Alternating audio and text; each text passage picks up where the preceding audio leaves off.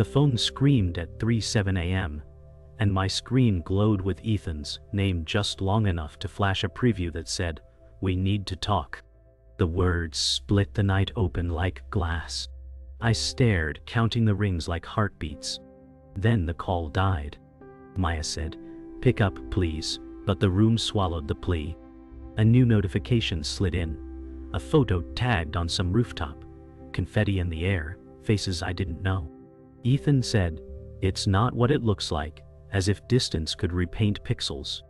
The message came with a heart I didn't recognize. Jordan's last warning echoed, and I pretended it didn't. My ceiling fan carved shadows across the ceiling, like a clock that refused to move. Maya said, "Do you love me?" And the typing dots danced, then vanished. Another text landed, short and neat, a blade wrapped in a bow. Ethan said, "I'm always yours," and then a second bubble appeared beneath it. Ethan said, "But I need to tell you something first." The city outside held its breath. I held mine longer, and lost. Morning arrived like a bruise, and the apartment smelled of cold tea and wet wool. I scrolled through our thread, trying to remember which message was the moment the ground tilted. Ethan said, "The time zones hate us, and I believe the clock was the villain." I opened the rooftop photo again, hunting for edges that could explain a story. Lena's hand on his sleeve looked casual, but casual can be loaded at midnight. Maya said, "Call me when you wake," but both of us were already awake in different nights. The calendar showed flights I couldn't afford and holidays that never aligned. I thought about the winter I skipped a promotion to keep evenings free for his dawn. My landlord's hallway smelled of paint, and I envied the walls for their certainty. Jordan said, "You're pouring into a cup with a crack," and I laughed to keep from leaking. A delivery van beeped, and I flinched, expecting his ringtone. The silence rang louder. I went to work with a face that pretended to be fine, and the elevator mirror didn't buy it. Ethan said, "I'll explain later," as if later were a country I could reach by train. In my inbox, travel deals taunted like postcards from lives with money and time. I added his name to a grocery list because routine makes abandonment feel organized. The train rattled under the floor like a second heartbeat. Maya said, "Maybe I'm being dramatic," and the cabling in the ceiling replied with a shrug. I remembered our first video call when he mapped constellations on his ceiling for me. I believed the stars would wait. My phone buzzed with a meeting reminder, not him. Jordan sent a single lightning bolt emoji, and I read it as forecast, not decoration. I checked the thread again, then again, then again, as if repetition could conjure courage. At lunch I camped in a stairwell that smelled like dust and old gum, and the concrete made my spine honest. Ethan said, "Can we talk tonight?" and I tasted the gallows in the question. My reply hovered unsent because words felt like pulling a fire alarm. I opened the rooftop shot again, zooming until pixels flaked like paint. Lena's smile looked not guilty, merely present, which can be worse. Maya said, "Tell me what I don't know," and the dots danced, then died. The stairwell light buzzed, and the air felt metallic. I thought of my mother's voice warning about men who promise the moon but rent by the hour. Jordan said, "Clarity is kindness," and I wondered who deserved kindness here. The phone flashed low battery like a small red verdict. I took a breath that scraped. I pressed call. The call connected over a jitter of static, and his breath sounded far away and too close. Ethan said, "I didn't want you to find out like that," and the railing under my hand turned slick. Traffic in his background laughed like strangers who knew me better. Maya said, "Who is she?" And the pause put a name in my mouth I hadn't learned yet. He said, "A friend from work," and that word bent under its own weight. The stairwell air thinned. I tried to stand, but the step held me hostage. Ethan said, "I'm always yours," and the phrase felt mass-produced. I asked what he needed to tell me, and my voice came back from the concrete, smaller. The silence grew edges. He took a breath that sounded like goodbye learning to pronounce itself. A door opened above me, and I braced for the fall. I met Ethan on a glitchy volunteer stream, where we taught kids fractions across oceans. He mapped jokes onto numbers, and I mapped hope onto his laugh. Maya said, "Let's try," and long distance sounded like a dare I could win. I stitched my evenings around his dawns, and wore fatigue like perfume. He sent sunrise photos, and I sent microwave dinners gone cold. Jordan said, "Build a life that stands without him," and I nodded while deleting dating apps. I saved for flights in an envelope taped under a drawer. I learned the taste of headlines from his city, craving weather reports like love letters. When he missed calls, I read it as overtime and not omission. When silence lingered, I listed reasons and called them grace. Ethan said, "You make waiting feel like flight," and I believed engines answered to faith. The calendar became our battlefield and our altar. When clocks refused to meet, I bargained with sleep and paid in yawns. Maya said, "Tell me when you land," and I watched flight trackers like constellations. He said soon, a word that stretched until it thinned. I hid the envelope with ticket money behind grocery rice. My boss offered a stretch project, and I measured it against his time zone. Ow. Jordan said, "Take the project," and I told her I wanted my evenings free for him. The hallway neighbors argued, and I envied their proximity to truth. I learned to cook his favorite pasta and ate it alone. When the kettle whistled, I practiced his name to keep it warm. I wore patience like armor and called the dense devotion. On weekends I traveled by pixels through his neighborhood, counting murals and bus stops. Ethan said, "This corner smells like cinnamon," and I swore I caught it through glass. We sent audio notes like breadcrumbs in a forest too wide.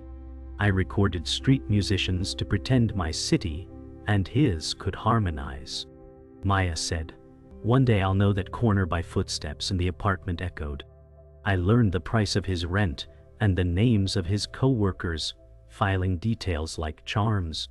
Jordan sent me sublets and I swiped them like ghosts. The envelope thickened slowly, each bill a quiet vow. When my mother called, I softened the story's edges for peace.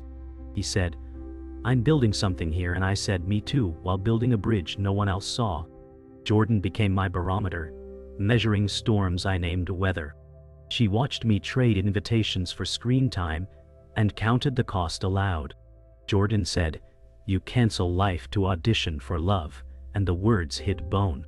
We walked past storefronts glittering with normal weekends. I invented reasons for his delays and called it empathy. My laughter bent around the outline of him. "Maya," said he tries, and the city shrugged with sirens. In a coffee shop she drew triangles of time, work, and worth. She circled the space where I lived, a margin labeled sacrifice. I tucked the napkin into my coat like a ward. Jordan squeezed my hand and said, "I'm here if the bridge breaks." My mother called Sunday with the cadence of tradition and the weight of care. She asked about savings and certainty, two currencies I kept trying to mint. Mother said, "Distance turns promises thin," and I rearranged my silence into answers. I told her about the envelope and not the rooftop photo. She measured time in seasons, and I measured it in delivered texts. Maya said, "Love requires risk," and she sighed like a door closing softly. After the call, I lined up my bills and counted what belief costs. I placed the napkin sketch beside the envelope and felt the tug of both worlds. The kettle clicked off, and the room cooled with it. Ethan said soon, and I pressed the word to my ear like a seashell. The week began with a missed call that arrived like a bruise on my lunch break. "Oh," Ethan said, "tonight for sure," and the clock answered with a smirk I could hear.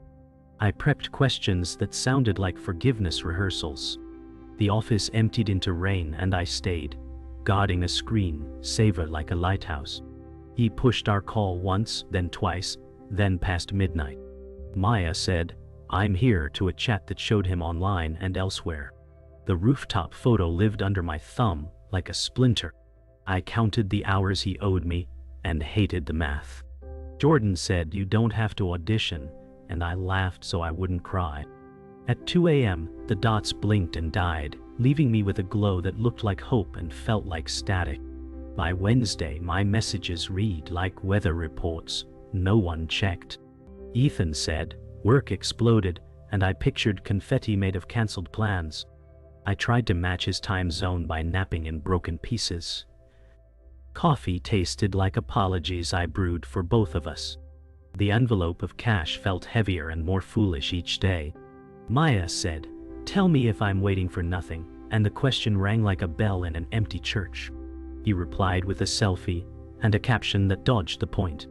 I zoomed on the background and found Lena's jacket on his chair. Jordan said, "Patterns, not promises," and I saved the phrase to my lock screen. I watched the typing dots like a tide that forgot to return.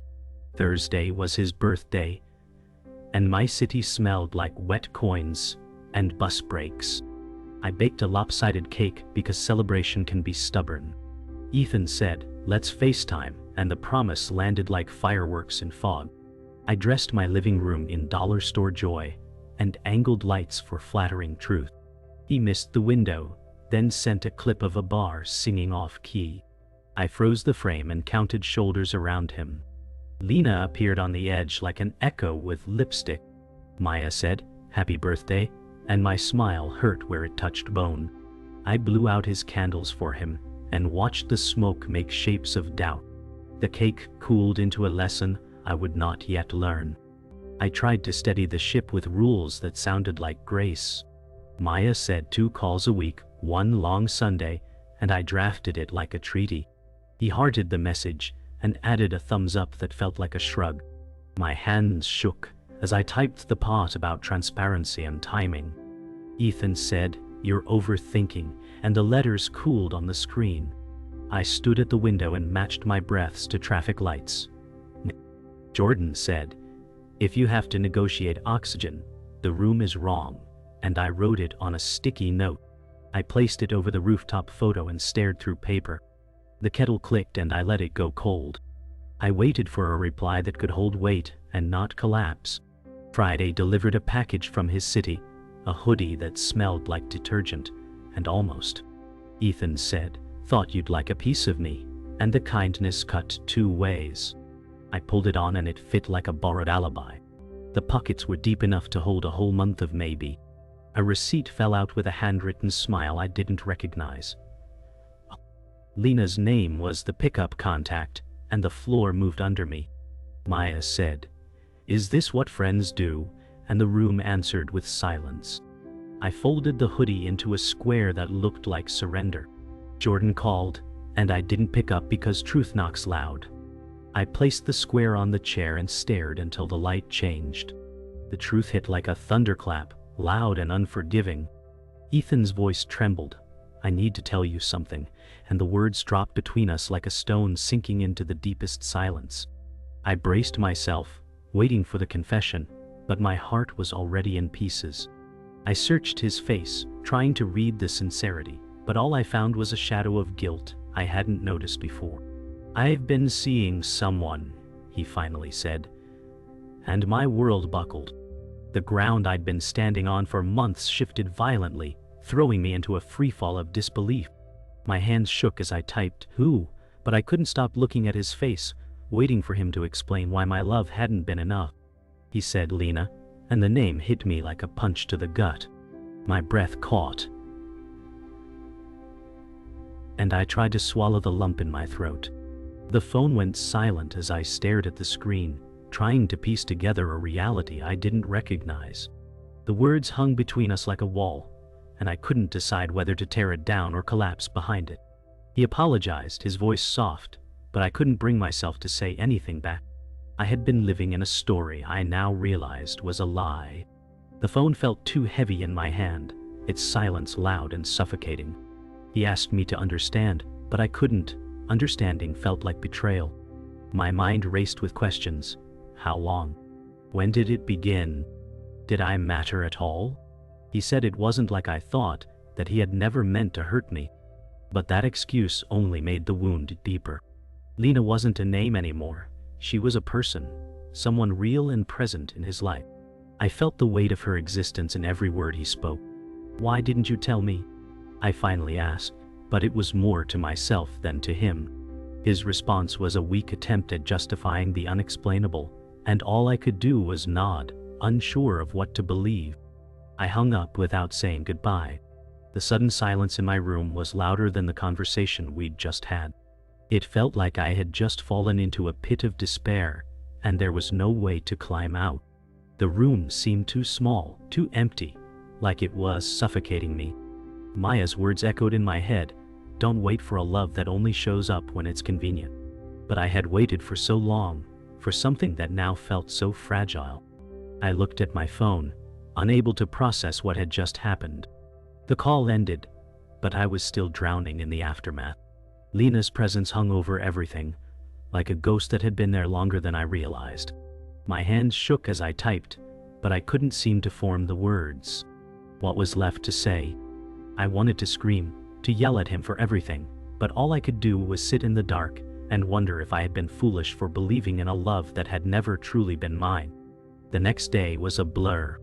I didn't want to face the world, but I had to. Work felt like a prison, a place where I could hide, but the weight of the betrayal followed me every step. Ethan's text came through around lunchtime. "Can we talk later? I don't want this to be over." I stared at the message, wondering how I could still want to hear his voice after everything. My heart waged a battle with my mind, each one pulling me in different directions. Jordan called, but I let it ring. I wasn't ready for another pep talk, not now.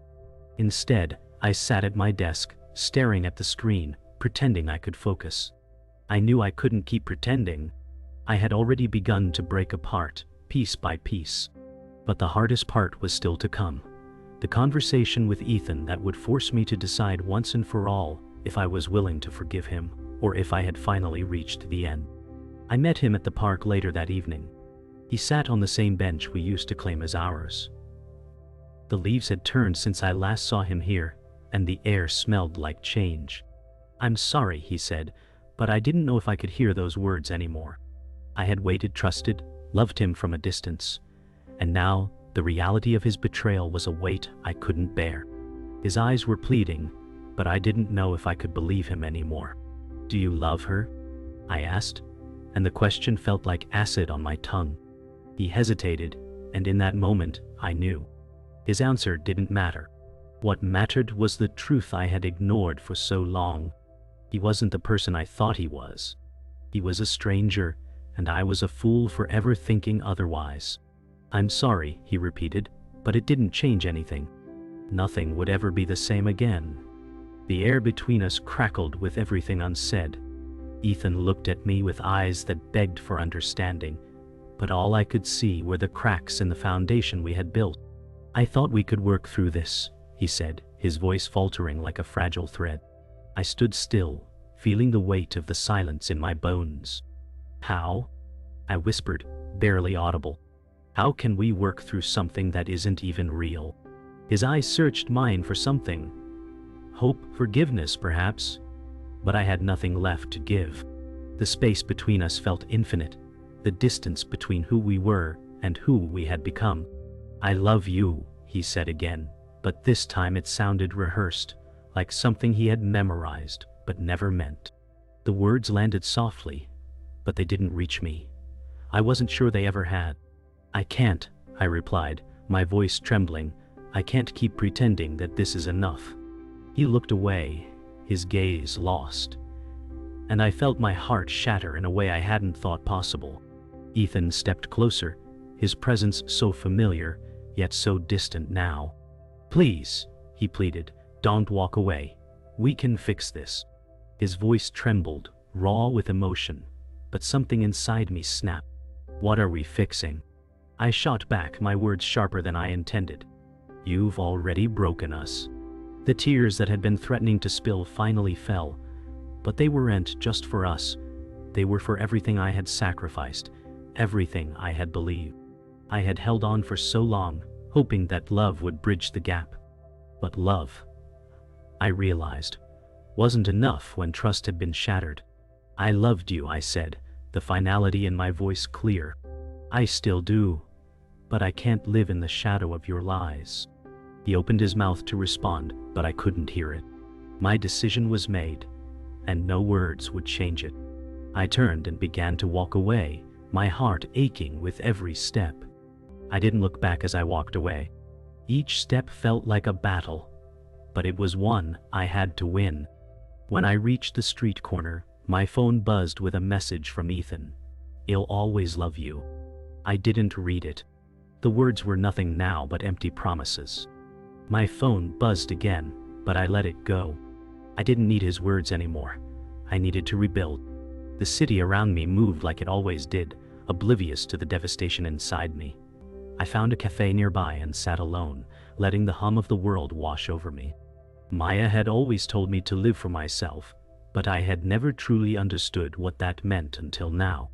I took a deep breath, the weight of my decision settling in. It wasn't easy, but it was necessary.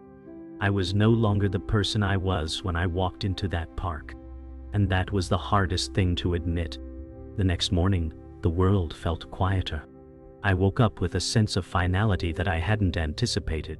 There was no more waiting, no more hoping that things would fix themselves.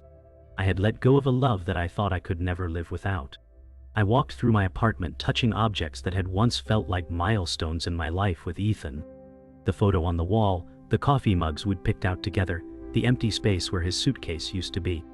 All were reminders of a love that had become a ghost. I felt no anger, no rage, just an overwhelming sadness that the love I had given wasn't enough for him to see. The realization was painful, but liberating at the same time. It was over.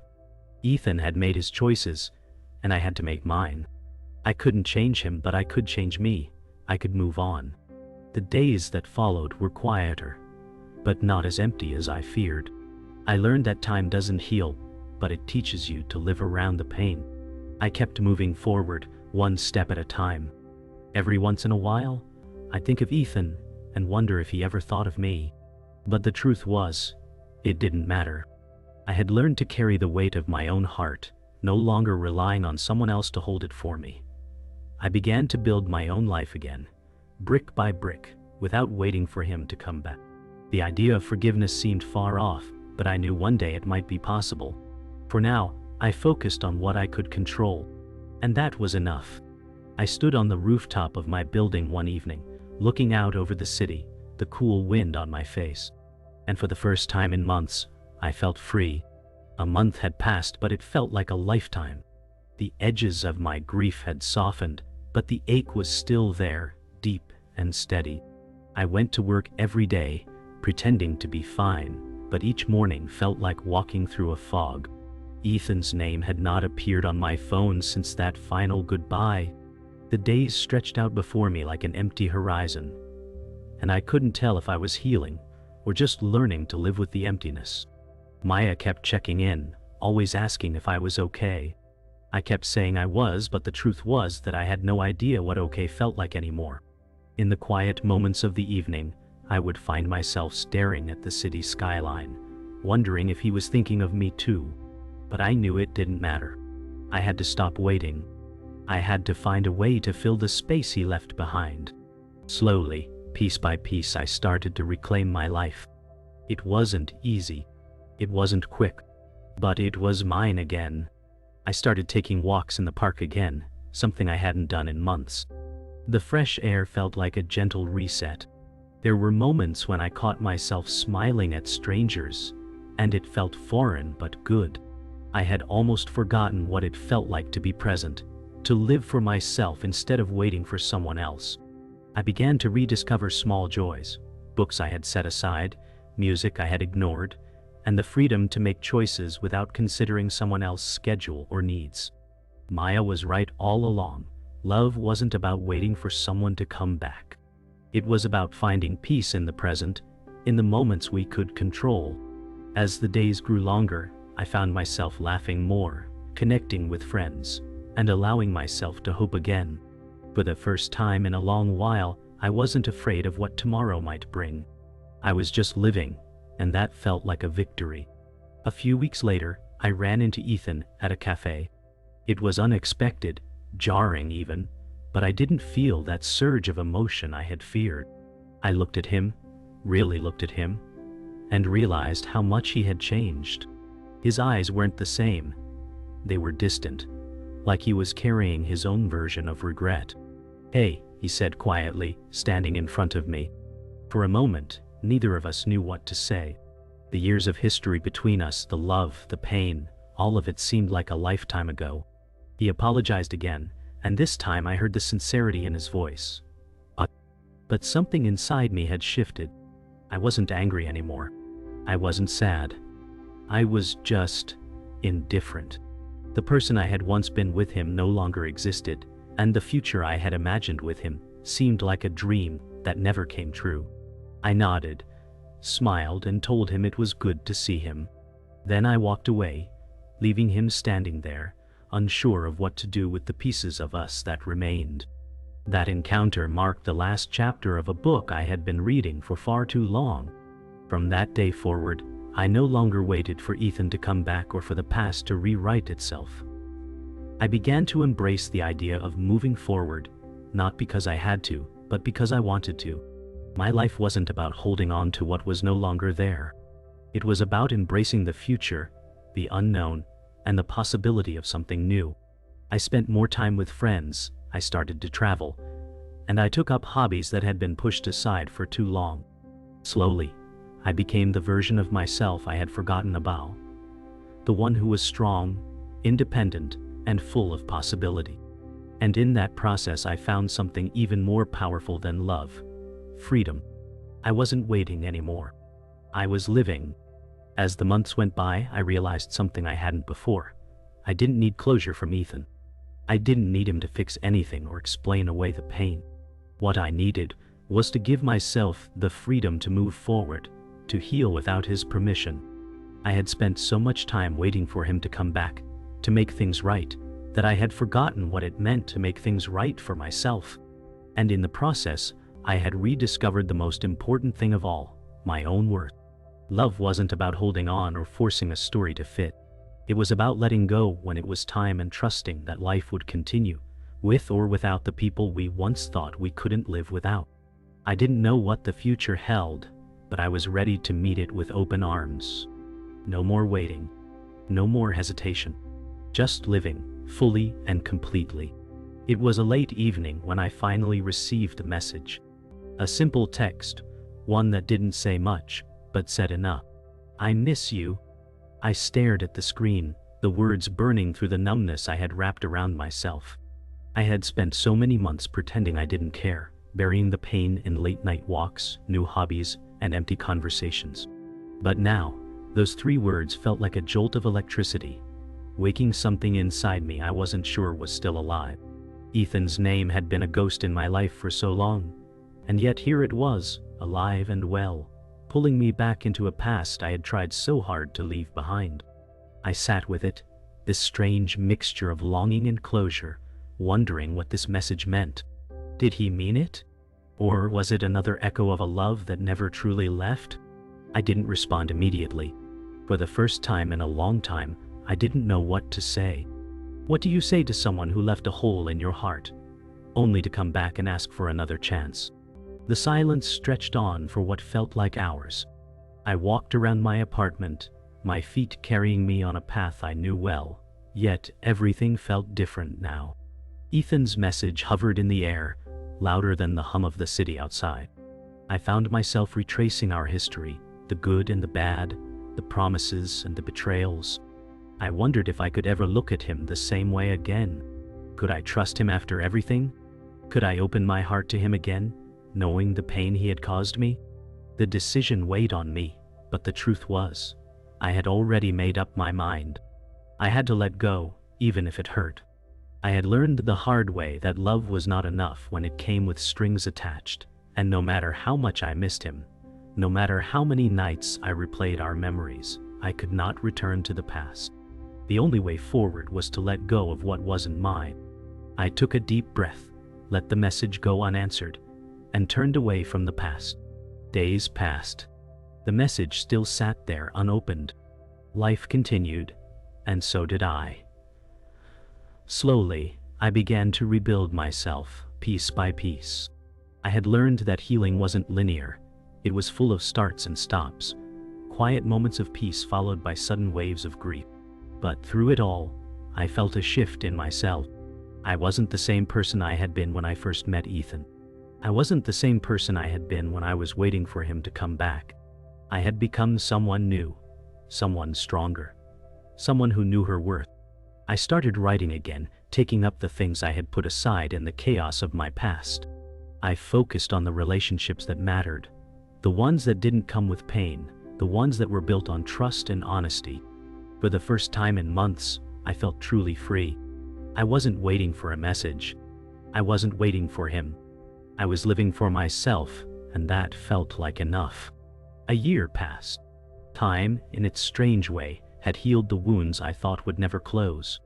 I had finally found peace in the quiet moments of my life. I had let go of the anger, the hurt, and the what-ifs. The world had moved on, and so had I. I had found new loves, new friendships, new experiences, and a deeper connection with myself. I realized that healing wasn't about forgetting or erasing the past. It was about accepting it, learning from it, and using it to build something better.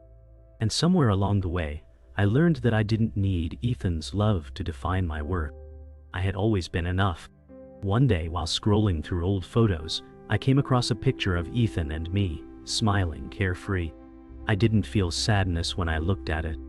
I didn't feel anger or regret. I felt gratitude for the lessons I had learned, for the growth I had experienced. And in that moment, I finally understood that the love we shared had been important, but it was not the only love that mattered.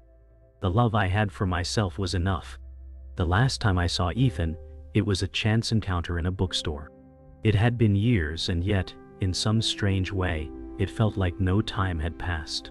He looked the same, but there was a new maturity in his eyes, a quiet respect that hadn't been there before. He approached me hesitantly, and for a moment, neither of us knew what to say. "It's good to see you," he said, his voice soft, almost unsure.